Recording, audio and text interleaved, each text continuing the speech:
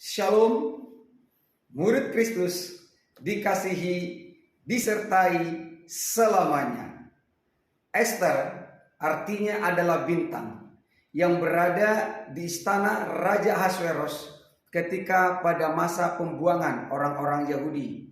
Dan oleh kasih karunia Tuhan, Esther bisa masuk ke istana raja.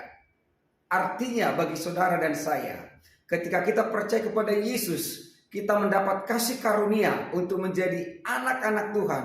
Kita masuk dan hidup di dalam kerajaan sorga. Selanjutnya, Esther dipersiapkan, bahkan terpilih menjadi ratu untuk menggantikan Ratu Wasti. Selanjutnya, setelah saudara menjadi anak, kita akan bertumbuh menjadi mempelai Kristus. Mempelai, menikmati segala kasih dan kebaikan Tuhan. Hal yang sama dialami oleh Esther sebagai ratu di istana Raja Ahasveros.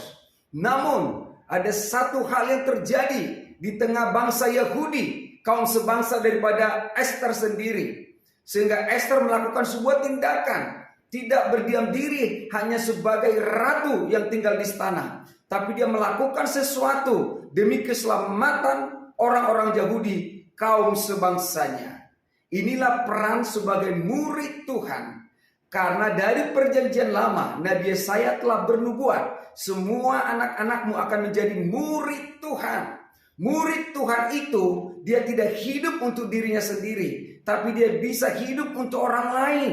Karena itulah Yesus katakan, jadikanlah semua bangsa muridku. Jadi Esther punya beban untuk orang Israel, sehingga apapun tantangan dan resikonya, dia memberanikan diri untuk menghadap Raja Ahasveros. Dan puji Tuhan, apa yang diminta oleh Ratu Esther dikabulkan oleh sang raja, sehingga orang-orang Yahudi diselamatkan, tidak jadi dimusnahkan. Inilah yang Tuhan rindukan bagi saudara, bagi saya sebagai murid-murid Tuhan yang membawa banyak orang kepada berkat, kepada keselamatan yang datangnya hanya dari Tuhan. Esther artinya adalah bintang. Tuhan berfirman kepada Abraham, keturunanmu akan seperti bintang.